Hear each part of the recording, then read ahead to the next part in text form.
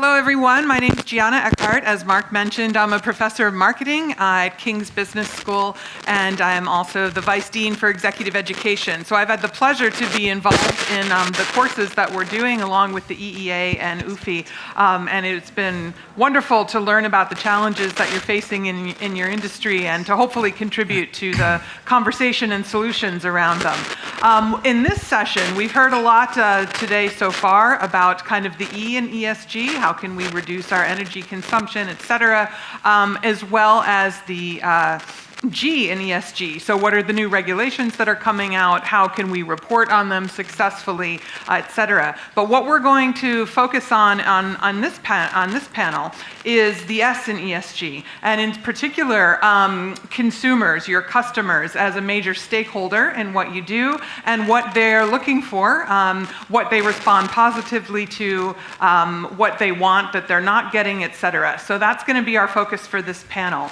We're going to start out with just 10 minutes of me telling you a little bit about what my research, which is on consumer behavior, has shown in this area and suggests successful strategies that companies can put in place. And then we're also going to hear, which I'm sure is the reason why you all came to this session and what I am also very interested to learn as well, we're going to hear how some of these strategies are being implemented in different ways. So the guests that we have for this session are Joanna Kurowska, who is the VP and Managing Director for UK and Ireland for IHG Hotel and Resorts. And we also have Matush Mishnovich, who is the VP for Product Innovation and the ESG Head for Europe for MasterCard. So thank you both for joining. So as I mentioned, I'm going to tell you a little bit about kind of what some of the key issues are and some strategies that we know do and don't work. And then we're going to turn to hearing what's happening at IHG and MasterCard. So I wrote a book about a decade ago now, which is, although kind of surprisingly and scarily, still applicable for the different ESG challenges that companies are facing now, which was called The Myth of the Ethical Consumer. And the reason why we named the book this is because although consumers will consistently tell you, and I'm sure you've seen it all in your own research, that they care about all of these issues and that it's what's really important to them, et cetera, the connection between what people value and believe and what they actually purchase can often be very tenuous. How they make purchasing decisions is not necessarily in line with those values and beliefs, and that's what the title of this book is getting at. There's a lot of us who behave in kind of socially responsible ways in different situations, but would we always, could we call ourselves something like an ethical consumer? Probably not, and that's what we mean by the myth of the ethical consumer. When I teach this to my MBA students in class, I'll often start out by saying, how many of you have a smartphone in your pocket? And of course the answer is always 100% of anyone in the audience. And then I say, well, do you know all the issues surrounding all the different components that go into your smartphones? And a minute before they will have said that their environmental and sustainability beliefs drive all of their consumption.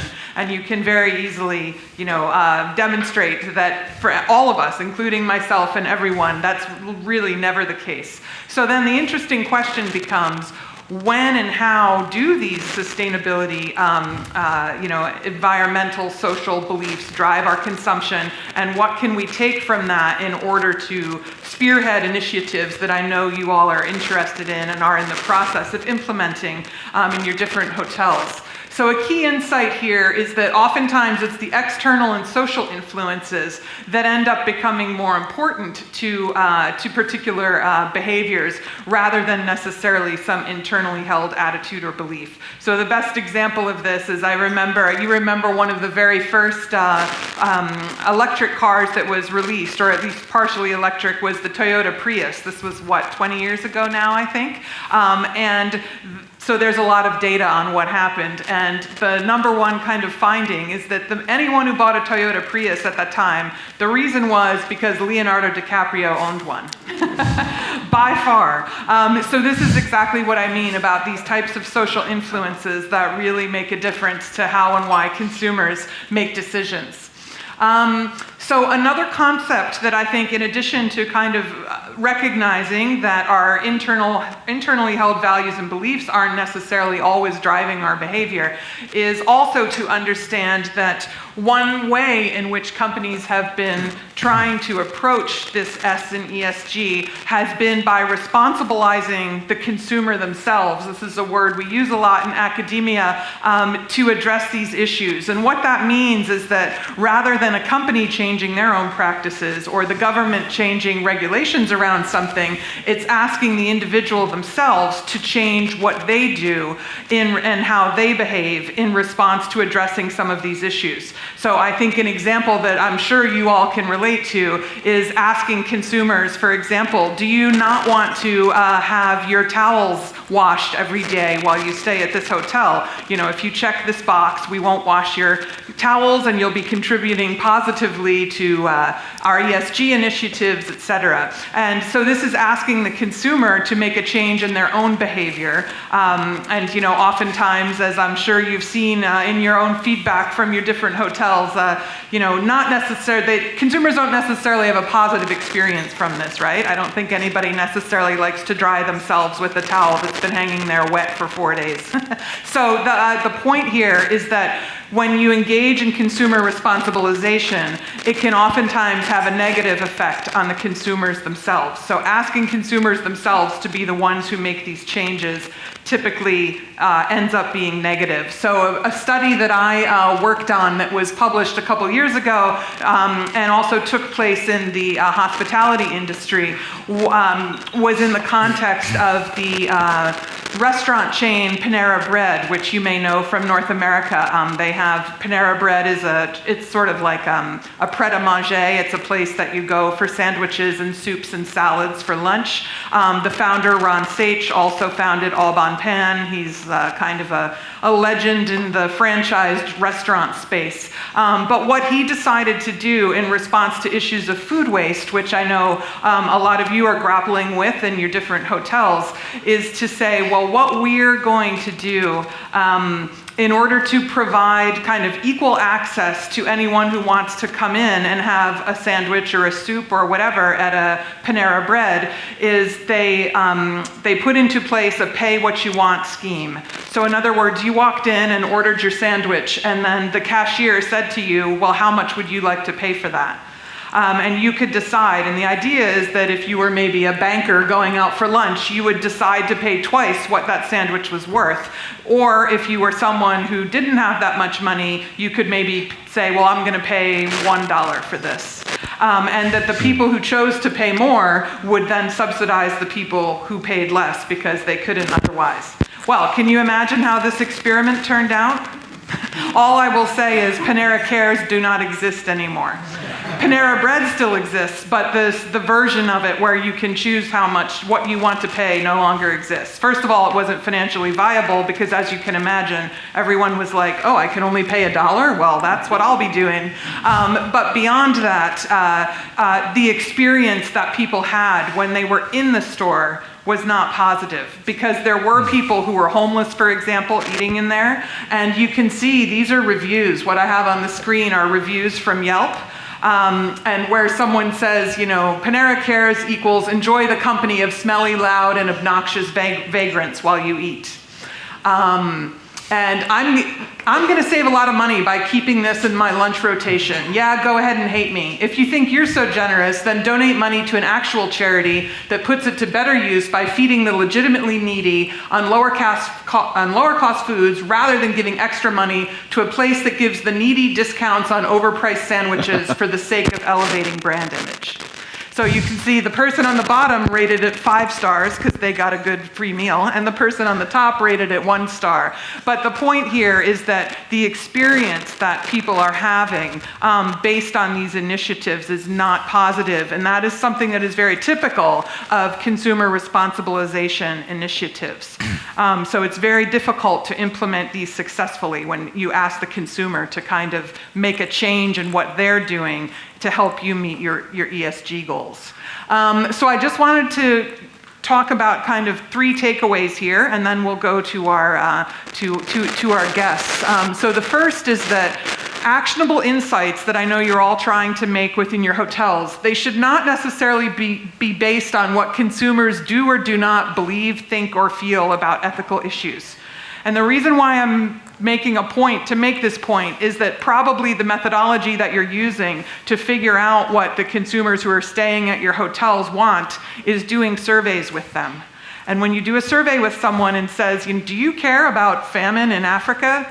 99.99% of people are going to say yes, because on some abstract level, they do. And on some abstract level, we all care about lots of different issues. But the correlation between what people will say on a survey like that and the behavior change that they're actually willing to engage in is going to be really low. So do not use that as the way that you collect your information to figure out what people do and do not want in the sustainability space. Second, rather focus on how consumption systems and practices can be put into place which facilitate consumers acting responsibly in the marketplace. So this example, I mentioned it to some of the participants in the executive education program that we were talking about. I mentioned this at the reception last night when they were getting their certificates of completion. I was invited to give a talk at Swarovski in Austria recently, and when I went, they put me up in a hotel, which is this hotel. It's called the Nature Hotel. It's outside of Innsbruck, and it's in the Austrian Alps. It's beautiful. It's a 5-star hotel. When I went to check in, they had made all the reservations for me and everything. When I went to check in, the person who was checking me in handed me a glass of champagne and said, "By the way, we have no Wi-Fi in this hotel." Can you imagine? Like, I had to give a presentation the next day, and I was like, I'm sure I had some look of utmost panic on my face at that moment. I was like, wait, you what? And it was very interesting. And they said, we have one corner of the lobby that does have Wi-Fi. If you need to get something done, that you can sit there and do it. And so I went there and finished my presentation. So I was able to do what I needed to do. They were like, but we offer this as an amenity to our guests because it lowers the carbon footprint of staying here and it allows you to disconnect. And once I got over my initial, like, how am I going to exist? How am I going to stay here for 3 days? Once I got over that and finished the work that I needed to do, I was like, you know what? This is wonderful. And the point, so, I enjoyed the rest of my stay without looking at my phone every 3 seconds, and it was wonderful. And I was like, this is an amenity to the guests, actually. But the point that I want to make with this example is that this is all about the framing to the consumer. This is an amenity. This is a benefit to you. This is not something that we're taking away from you. And so you're helping us to reduce our energy by not having all of but at the same time, we're creating a better experience, not a worse one, where you have the wet towels hanging up and all of the other things that people hate. So thinking through, like, how can we offer this as an amenity, not something that's being taken away, and framing it in that way is really, really important. And the final one here is, well, I guess this is just a summary of really the other 2 points, but not responsibilizing consumers to address social issues themselves through their own consumption, but rather framing it in a way that, that demonstrates what they say themselves they care about, but allowing them to express it through their own behavior in a way that is a benefit to them. So I hope that these have been some helpful. I see these as points that are helpful to start and kick off our conversation, and we can see kind of how IHG and MasterCard have been dealing with some of the different issues. In particular, the consumers say they want one thing, and then what they actually respond to is something else. So without further ado, why don't we go ahead and have our chat? So the first question, I'll ask Joanna first, is what ESG features and offerings at your hotels do customers respond to positively? Clearly, if I speak about towels, I mean, that will be the 4th time we mentioned towels. Yeah. But maybe let me stop on towels, because you did mention, you talked about them being wet and everything else, and this being sort of a cost-saving measure or the sustainability measure that customers don't respond well to, at least that's what your research suggested. I think that I will reframe it using your own reframing technique in the sense of, yes, obviously, if a towel is wet, you will not enjoy it. You will not enjoy it in your own home. But in your own home, you will not just dump the towel in the bathtub and expect it to dry. So the behavior of actually putting it on a towel rack and making it dry is the behavior that we can drive, right? That is the behavior that our colleagues are driving while cleaning your room. It is showing you, yes, you wanted to do something right. You didn't want a towel to be replaced every day because, quite frankly, who in this room is replacing their towel at home every single day? No one does. So it is possible to be replicating this behavior in the hotel in the right framing and sort of helping the customer see the towel rack is there for a reason. And you spoke about the risk of actually putting the responsibility on the consumer and an opportunity of changing the system and helping the consumer see a different angle of a matter by changing the system. What we have done, and I'm sure that our competitors in the room have done similar things, and yes, partially because we wanted to protect our bottom line, partially because we wanted to prevent food waste, was such a simple behavior as changing the size of a plate at breakfast. Because again, who in this room has 5 different things for breakfast in the morning in your own house? No one has beans, pancakes, I don't know, juice and kiwi and everything else on the same plate at home. And yet we do it in the hotels. We do it in the hotels because it's there, because it's available, because we paid for it and we perceive value. And just the small action of changing the size of the plate and technically preventing the guests from wasting food helps the system. And when I think of those behaviors, and when I think of your research, and I was listening quite attentively to what you described, and this ethical behavior or semi-ethical behavior customers claim or consumers claim, whether in the hospitality business or possibly in other businesses, there's 2 ways of looking at the big change. There is always either a massive event that changes everything. That's like an invention of internet or invention of, the locomotive 200 years ago. Those are big events that change the course of history. But there are also small events and small acts of changing the reality by sort of exemplifying with our own behavior how we act. And if you think of hospitality, and we have been blamed for many, many years of being one of those industries that has been wasteful, especially luxury hospitality, right? And hospitality came from luxury. This is changing.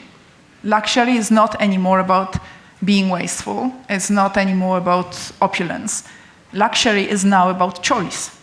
And that's one of those key behaviors that we as consumers have, whether we are using sort of economy scale hotels, whether we are using luxury hotels, whatever actually we are using, we have a choice. Great, thank you. I was struck when you were talking about the size of the plates. The term that's often used for those types of initiatives is nudges, that you're kind of nudging the consumer. Richard Thaler, a Nobel Prize-winning economist, came up with that term, which I love, is that you're nudging consumers to act in a particular way by virtue of the kind of materiality that you provide them with. So I love that example. Thank you.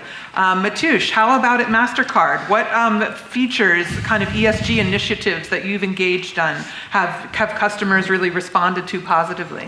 So first of all, let me say that I'm really grateful to be here. MasterCard and travel and hospitality, it comes together very closely. And actually with Joanna, with IG, and with some of you here, we have strategic partnerships.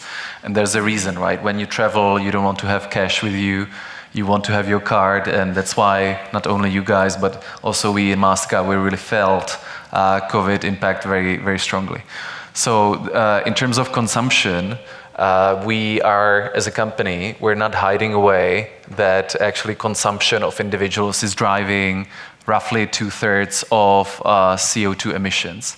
And I really liked what was mentioned by one of the gentlemen at the earlier sessions.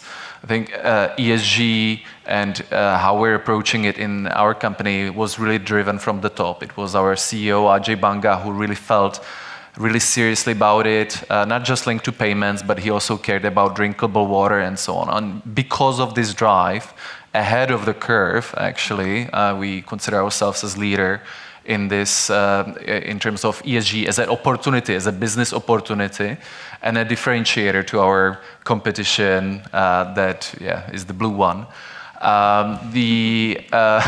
We've, based on that, built several products. And I can confirm, Jana, of course, we do millions of research. I'm sitting in the European Product Organization, and we do millions of products, and without the research, they will not allow me to put a product into life. And 90% of customers will say they care about sustainability. 70% of them will say that they are ready to pay more. But actually, when you look how many customers are actually contributing to CO2 offsetting when they're paying for tickets, for airline tickets, for example, it's when you talk to these airlines, they will tell you it's a fraction of a percent.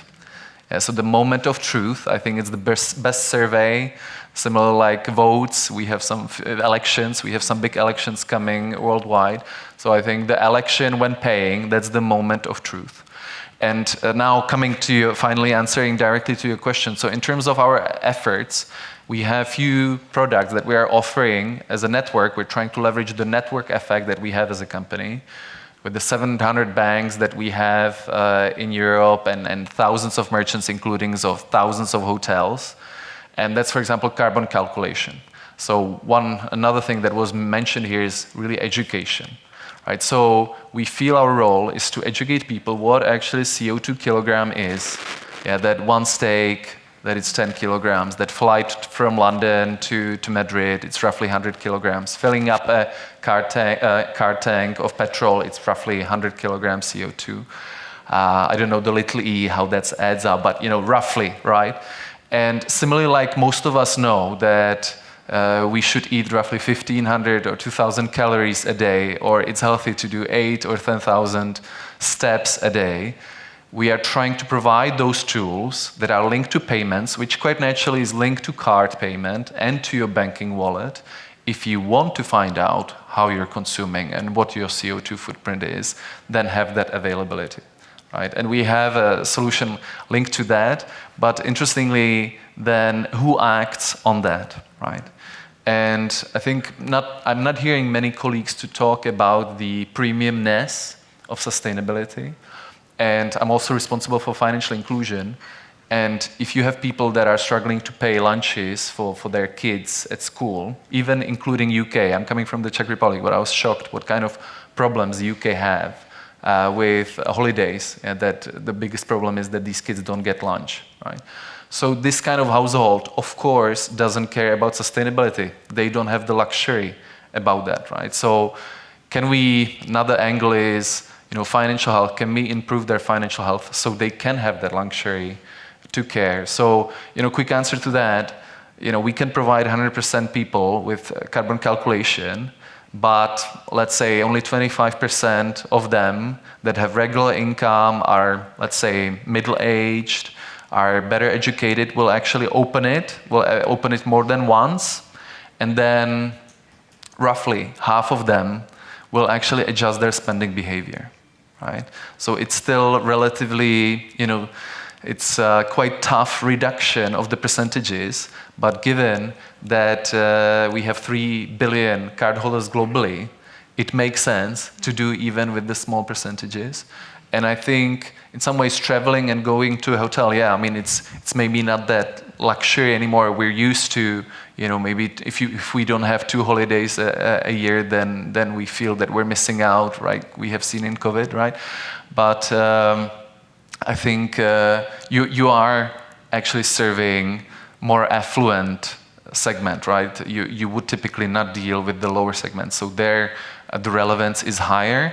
And I think providing that opt-in and not pushing it on your customer, not offering, here's a carbon calculator, all of you now have to be looking, what it is, while mortgages go up, interest goes up, and you have other problems than potentially dealing with your carbon footprint. So that's why we're suggesting all the banks to actually provide, let's say, opt-in solution to that, right? Would you like to know what your carbon footprint is? Well, opt in, you will see it, right? Do you feel bad about it? We don't want you to feel bad about your carbon footprint, how you're spending. Would you like to compensate it? We have a platform called Priceless Planet Coalition. We have 15 sites across the world, and we have a commitment of planting 100 million trees. Do you want to contribute to that? Here you go. And that's actually the moment of truth, right? That not many people actually do that. But if you do it at the right moment, at the right time, we had a successful campaign in France, just hit with big forest fires. It was done at terminals at Carrefour. It was extremely successful campaign, but it's optional, right? Only those that want are contributing, and it was very positive, and it drove loyalty actually to Carrefour. So on a business level, it was very positive. Great, thank you. So I'm going to ask you the opposite question now. I've asked you which initiatives have worked well with your customers. Are there any kind of ESG offerings that you've brought in to your hotels, Joanna, that have proved not to be that popular once they've been implemented? That consumers maybe said they wanted, but then once they were implemented, they didn't work in the way you had thought. I think that taking risks and doing something that we believe is going to work and then being open to this not working the way we planned is part of doing business, right? It's part of being brave. It's part of doing what all of us do for a living. And even the initiatives we mentioned before, or the initiatives you have mentioned, not all of it resonates with everyone. Not everything lands with everyone else. And I'm sure your face when you have been told there's no internet, that was the moment of truth. For you, it was shocking. It felt like an amenity for which 10 years ago or 20 years ago we were still paying premium was taken away from you, right? The sense of loss and the sense of loss of control was possibly a little frightening. And yet a person at the reception tended to be an opportunity and something that you were actually ready to pay a premium for, or at least the organizers paid for your stay. And the behavior of this person was the key to those initiatives that might or might not resonate or might not land well, which is it's all about explaining. It's all about communication. There is absolutely no point of doing, quite frankly, anything in life if you don't talk about it properly. If you just do it for the sake of doing it, but you don't explain why you do it, there is no impact in your leadership, there's no impact on the business. And the same applies to impact on the consumers or to impact on the supply chain. Change the plate from 26 inches to whatever it is, right, at breakfast. But just don't do it without saying why you do it. Put a little note, explain, or let your host explain why you do it, and that you do it for a reason that is different than the perceived profitability, race to profitability. I'm sure that the Nobel Prize winner that you have mentioned, he must be explaining in his research. It's not only about making a step and a behavior, but it's also explaining why a behavior is there. So that would be my answer. There's always a risk. Some things work, some things don't. Quite frankly, there's 100 of them a year we try, 50 of them don't work. But as long as we explain and as long as we train ourselves to interpret any initiative from the perspective of the consumer and trying to explain the why, that is the key. Yeah, wonderful. Have you had a similar experience at MasterCard as well, Mateusz? Yeah, I would come back to some of the researches that you basically killed. We shouldn't do, yeah, and I think you're right. So we had a research saying 90% of people care about sustainability, and typically large banks are actually challenging us that potentially the carbon calculation that we provide, the solution that we have, it's not detailed enough because it's tracking only those transactions that are carded, right? So we see them, they're standardized, right? We're talking about standardization of measuring of CO2 impact in hospitality business. So it's standardized to payment. But what about the direct debits? What about the cash transaction? Also, our solution is working on a category level. So now we're evolving to merchant level. So that carbon footprint of IAG, if you submit your sustainability report, which I think you do, may be different to carbon footprint of Marriott or other players, right? And then IAG potentially could use it as a competitive advantage, especially then when you're making booking and you see what the difference is. But so this large bank that has a portfolio of clients will say, well, it's not perfect. It's not calculating 100% of that consumption, but or they are concerned about the 10% of customers that do not care about sustainability. And I think that's a problem, and we should be bold and go ahead anyway, because I have this example. I'm part of PTA of my daughter's elementary school. They kept on grinding their knees on asphalt because there was no turf and there was no climbing frame. And I was part of the PTA. I said, okay, let's do fundraising, let's do a climbing frame, and who can contribute, can contribute. The big problem immediately was that what about the parents that will not feel it's a public school, it's not a private school? What about the parents that will not have money to contribute? They will feel excluded. Like we cannot, because of, and it could be 10%, it could be 30% of parents that cannot afford to contribute. Because of them, we cannot give up on 100% of kids not having bruised knees and climbing a frame. Yeah? And I think that's the same kind of empowering, you're representing here different entities, being brave and empowering your bosses or your boards that are making those decisions. It's a meaningful thing to do, right? We're not saying that it's perfect, right? So if there will always be trolls accusing you of greenwashing.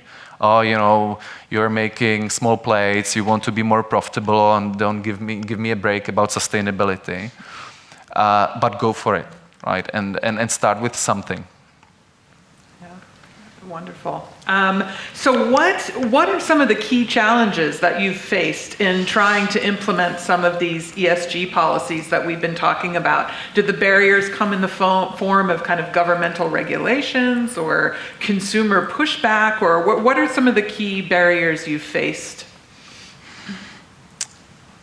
I think that I will respond first to what Mateusz said, and then I will swiftly move to your question. I think that an interesting angle to debate or to take away from this conversation would be there is nothing wrong about making money while doing good, right? We are here for a reason. Again, we wake up every morning, quite frankly, to make money for our shareholders. So if we can do both at the same time, then it's like double win.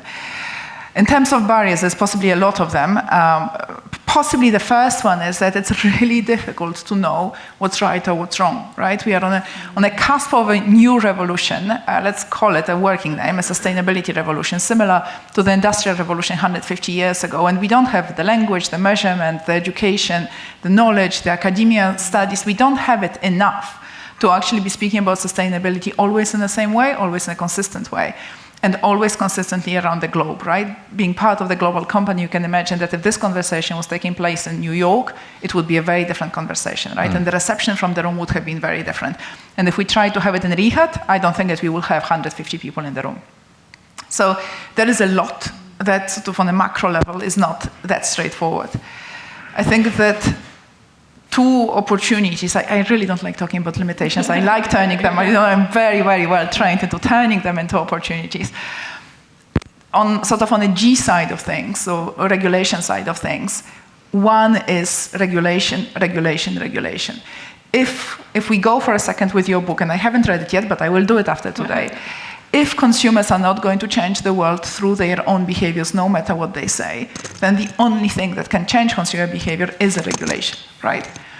If you think about it, consumers keep smoking as they kept smoking 50 years ago, albeit far less of us are smoking, but the regulation is there that smoking can't be advertised in the way it was 50 years ago, and the regulation changed the social behavior context, as you said, right? The social context to it.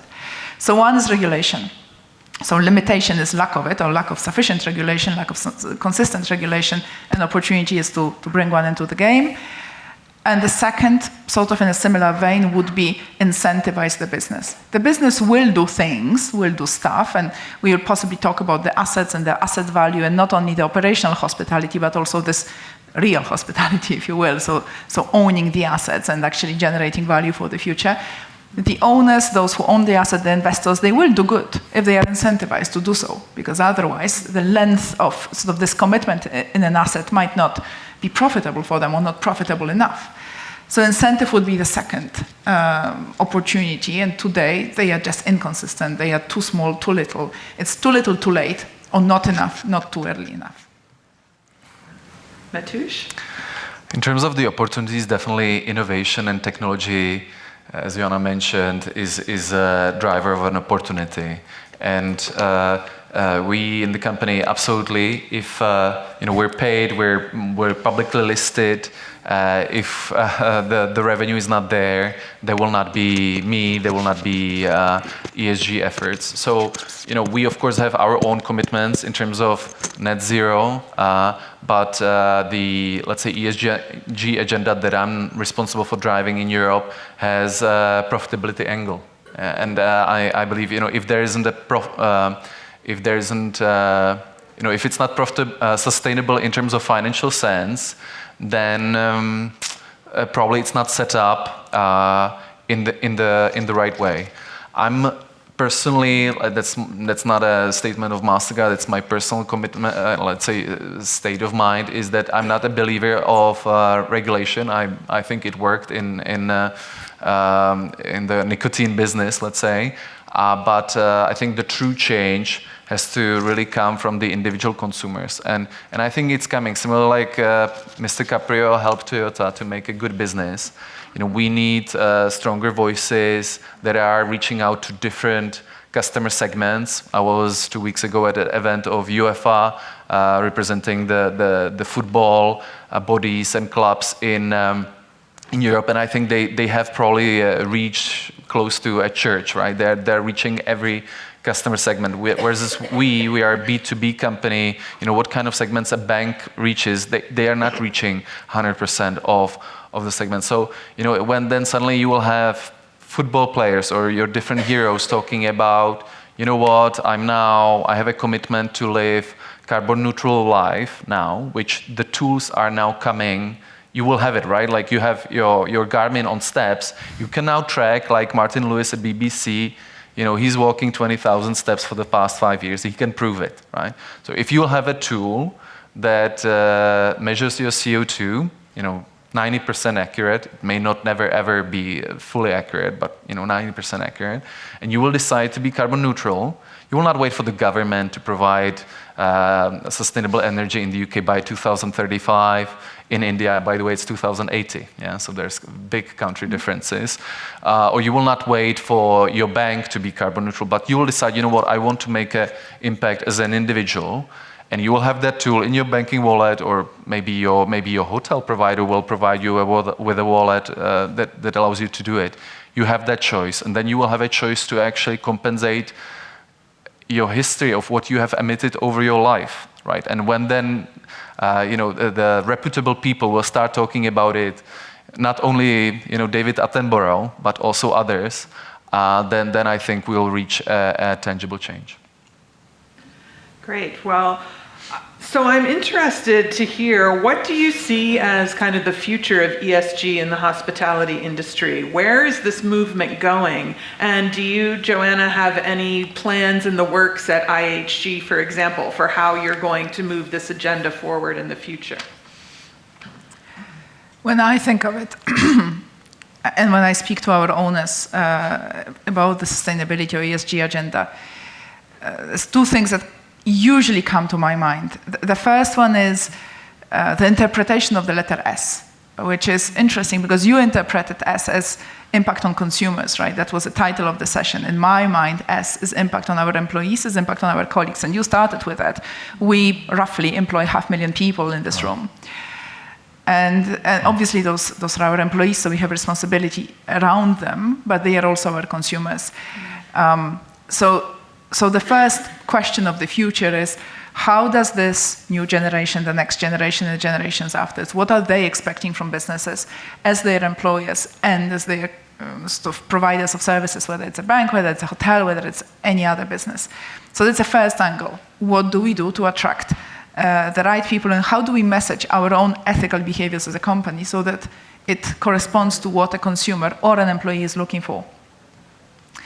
Then there is a second, far less sort of philosophical, far more down-to-earth issue at hand, which is simply the value of our assets is going to decrease, and it's going to decrease materially if those assets are not protected in terms of sustainability agenda, energy agenda. And so much easier to build a hotel that is sustainable, if you will. It's a little bit like with your steps, right? It's so much easier to decide today I'm going to walk 10,000 steps a day or 20,000 steps a day. It's so much more difficult to offset 40 years of life when I haven't been doing that, right? And the same applies to a hotel. It's all very good and well that we are going to open new hotels that are perfect, and we love them for that. But majority of the hotels, majority of the offices, majority of the schools, majority of everything has already been built. The damage is already done. So how do we actually future-proof what we have without sort of idolizing the fact that not everything is going to be a new shiny toy, and we have to live with what we have? So that's a second thought towards the future. And I think that the third one in this space is very similar to actually what you do, maybe slightly easier in your own business to get the data in, which is none of this conversation will have any value if we don't agree on what our starting position is. So as tedious as it is, as sometimes boring as it is, my big advocacy towards our hotels and towards our owners, towards our investors is, could you please tell us, could you please collect data on your energy consumption? Whichever way, whichever format you want to have it done, there must be a way of collecting all this information, right? We are able to process billions and trillions of data around everything in the world. There must be a way of actually knowing what we are responsible for and what size of the challenge truly is. So the future, and coming back to your question, is whatever we put forward to our hotels, whatever we ask the hotels to do, it needs to have an angle of let's not only talk about the profit, let's not only talk about the impact on the consumer or the rate the consumer is ready to pay. Let's talk about the impact on sustainability. Mateusz? Absolutely. I think that you have. I would say, let's say, some fast-moving consumer goods like Unilever is leading the way on sustainability in FMCG. Yeah. I think in payments, a bit arrogantly, but I would say Mastercard is leading the way. In the UK, Monzo, they have a commitment to be carbon neutral by 2035. But so there are some industries that are a bit ahead, some industries that are a bit, let's say, catching up. And coming back to that UEFA example in terms of football, the clubs, they kind of didn't care in some ways, but UEFA provided a framework. This is now a standardized tool. If you want to act, there is a methodology. I think it was mentioned also a lot of us in ESG. By the way, I'm in ESG for the last 4 years, so I'm not. I'm learning a lot from Mark and from others. I've learned so much here today, right? So it's absolutely okay to say that we don't know, right? But there are companies that you shouldn't do, and hopefully in this room there's no one to do it just for the tick box exercise, so you get a bit of a preferential loan for refinancing. Maybe some small hotel needs to do that, but if we're doing it, let's do it properly, and let's really use it as a competitive advantage. And I think similarly now, I think if I'm booking my corporate travel through CWT, I see the carbon footprint of my flights. Of course, I first look at, so it's direct flight. Second look, hopefully the price is comparable to if it wasn't direct flight. But third, I actually look at the CO2 footprint. And now the technology, if we like it or not, before the purchase, even with clothes, it's already happening. We're developing it in-house. Before the purchase, you will see CO2 footprint. Some merchants will show it to you. And I think some hotels maybe already are starting to do that. I'm not sure. But so slowly, it will become a standard. And typically the first movers win, and you will get those customers that will see that comprehensive story. It will not be 100% of customers that will look at your ESG premise or how the plates fit to towels and so on. But it is fair to say that travel is the big contributor to CO2 footprint. I think we definitely don't want it to get to a point of shaming colleagues. Oh, we're traveling Thailand, or really, but we don't want to get to that phase. But if you then do a long haul travel, at least choose a sustainable hotel, right? Great. Well, I'm going to ask one last question because I want to make sure to give you some chances to ask questions of Joanna and Mateusz. So the one that I'll finish up on is, what advice would you give to hotels in terms of getting the balance right between being responsive to changing kind of consumer and employee expectations, but avoiding greenwashing? I think we've seen this, I know, a lot in this industry, but plenty of industries that, of very well-meaning companies wanting to be responsive, but doing it in ways that have come off as maybe not sincere or superficial, et cetera. So how do we get the balance right between being responsive but avoiding greenwashing? Do I have time to tell you a story? Please. And I will get to the answer while telling you the story. It was last week in Dublin, a meeting the key owners of IHG in Europe. So imagine this room of 20 owners. And sustainability was actually not planned to be, but was the focal point of the whole conversation for today. So we sit there, we debate all this sustainability topic, and we talk about how we are going to change the world. And this question came up, right? So there was a reaction from the room of, well, but if we say that, or if we claim that, then this is going to be greenwashing. We have to avoid this horrible word, that stuff we all react allergically to. And I was sitting there thinking, I'm sitting there looking at the bottle of filtered water that was there for me. It was there. It was standing, staring in my face. That was the right thing to do from the hotel perspective. It was not a plastic bottle, it was a glass bottle filled with the tap water that has been filtered in the hotel. It had a little note on the bottle that was filtered, but quite frankly, with my eyesight, I couldn't really properly read it. I was sitting there thinking, we can talk about big greenwashing risks, and they exist, and I'm not dismissive of them. Or, as a general manager of this hotel, I could have left a little note informing the guests that this is a filtered water and that we have done it because this is a better way forward. What I should have done also as a general manager of this hotel, and believe me, I did not shy away from sharing it with the person responsible for the hotel. There is no point of having a filtered water facility somewhere in the back of house or heart of house, as we call it, and then have a team coming during the break, taking all those empty bottles and bringing some other bottles. Why wouldn't you bring this machine that produces filtered water to the lobby, to the conference space? Why wouldn't you actually provide a systemic solution to the consumers so that everyone can feel that, okay, this is just a thing we do now? Going even farther, why would you use the bottle at all? Why wouldn't you offer them, those metal bottles that some of us possibly have, with a logo of your hotel, for the sake of commerciality of it, just offer it as a part of the conference package and put the filter water machine in the lobby, and then they will all walk away and they will give this bottle to their kids, the kids will go to school, and the brand will live forever. Those are simple things, and they don't require a whole massive greenwashing training, right? This is just stating the facts and communicating. To your point on mindset shift happens time and time and time over again because people repeat a certain message and they start believing in it. You talked about influencing in the social context.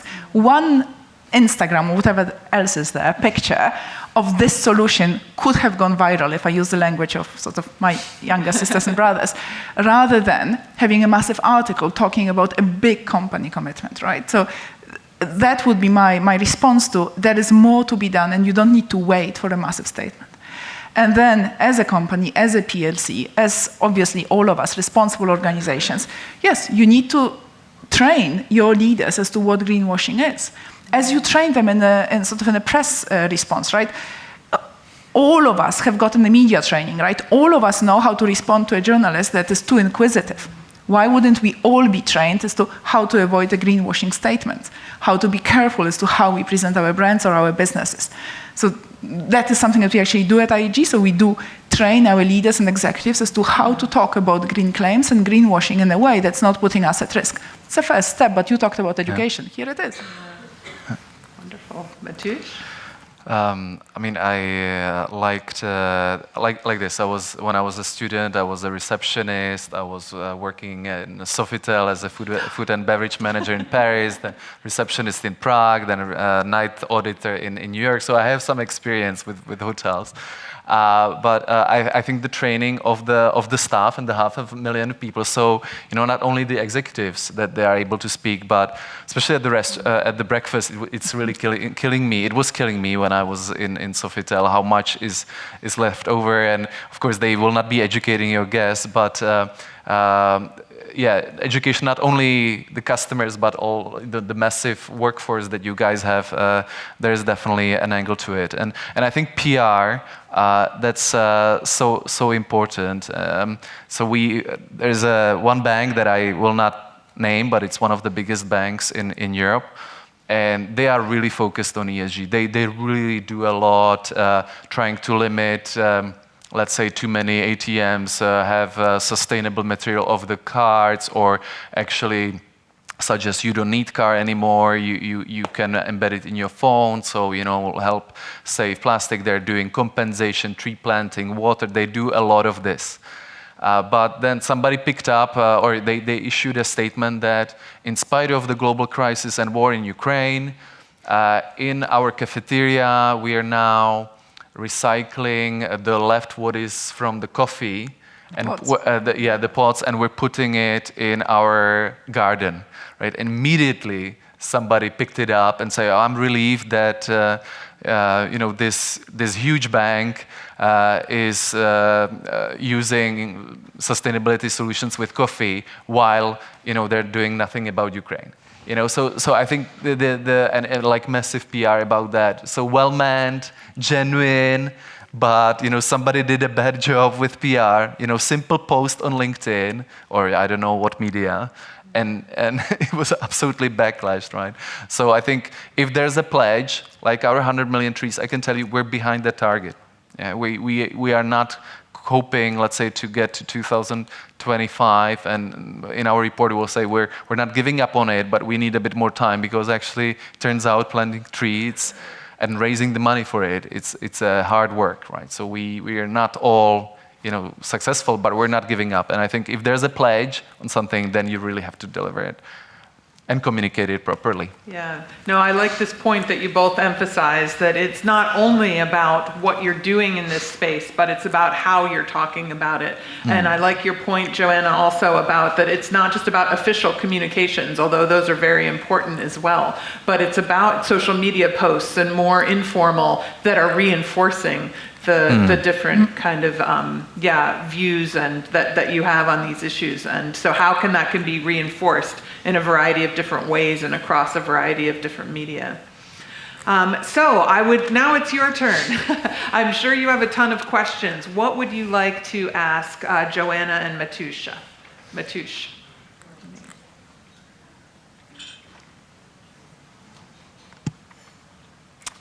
Yes, please. I just was interested in the size of the plate story. Do you have any more figures on what was saved, or the period of time you did that for? Did it get rolled out across the whole of IHG? It's not an initiative that we have measured to be able to respond to the question you have asked. Let's, just for broader context, as many of you would know, IHG is a franchise business predominantly. So out of our roughly 6,500 hotels in the world, a vast majority is franchise, so we wouldn't have been collecting this information. But at least you know you can. And at least you can pass it on to the franchise. This is a good idea. As with all the great ideas that we have, yes, we will make sure. That's why I'm so loud and so vocal on communication. I think that it's one of the biggest opportunities for any franchise business, quite frankly. So for anyone doing franchising at scale, communication is enormous and has a massive impact.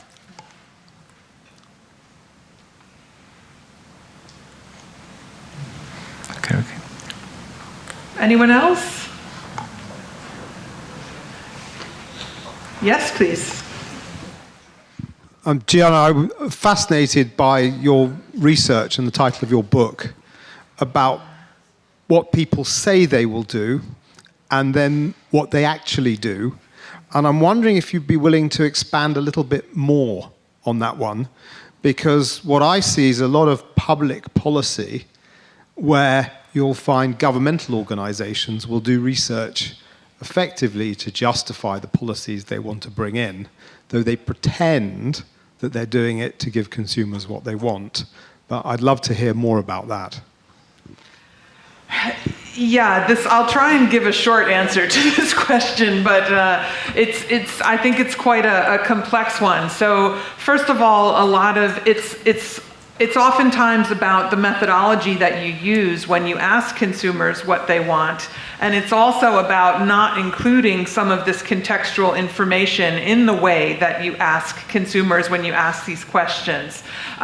So if I said something like, one thing that consumers will say quite often, for example, is that, say they're in the supermarket and trying to make a sustainable choice in terms of what they're buying. So you're in the aisle that has all the different lettuce for your salad. One lettuce was grown less than a mile from your house. So maybe it has a lower carbon footprint in terms of its journey to get to you. But then another lettuce is organic, even though it was grown in Spain. But it was grown organically, which we know is better for the soil, and et cetera. So as a consumer, what do? Most people don't know what to do. And they don't, so we can kind of, and usually there's a lot of ad hoc justification for the, oftentimes the real answer is, this one had the label was blue and I like blue, and subconsciously that was probably why I picked it. But if you ask me, I'll say something about how, the carbon footprint was lower because it was from England, not from Spain, or something like this. So to really know, what the connections are between how people are actually making decisions. And I think if we think about this in the context of hotels, let's think about leisure travel rather than business, for example. It's about who are you going to meet? What are you going to do when you're there? Where was, is this place located closer to the airport than that? All of those things take precedence in the consumer decision-making process to, what is the situation with the food waste at breakfast, which, is something that is very important, and I'm not minimizing it all. I'm just saying if we look at how consumers actually make decisions, and so the title of the book, The Myth of the Ethical Consumer, this is exactly what our research looks at, which is that, what are ad hoc these kind of post hoc justifications that are happening? How can we bring the term that's used is the attitude behavior gap. How can we, reduce the attitude behavior gap between what people genuinely believe and really do care about, and make that closer to how they actually make decisions? And so, part of it is how you ask the questions, but a big part of it is what are the actual influences when you as a consumer are at the moment of decision.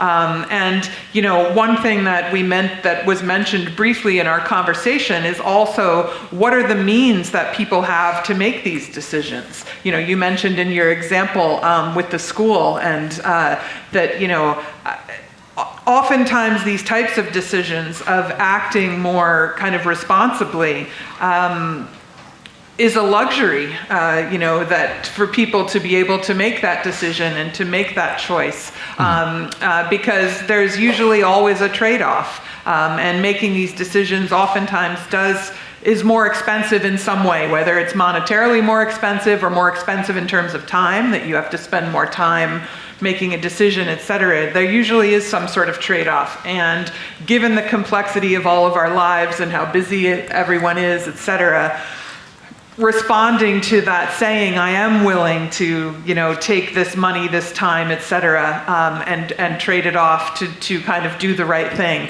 is something that people aspire to, but actually putting it into practice is much more difficult than it seems on the surface. And that's why, as I mentioned at the very beginning, this, giving someone an acontextual survey and being like, what do you think about this issue, is, as you mentioned, like you've had this experience at MasterCard as well, it's essentially meaningless, because people aren't being asked to trade off anything when they answer that question. They're just being asked, on some sort of general level, what do you think?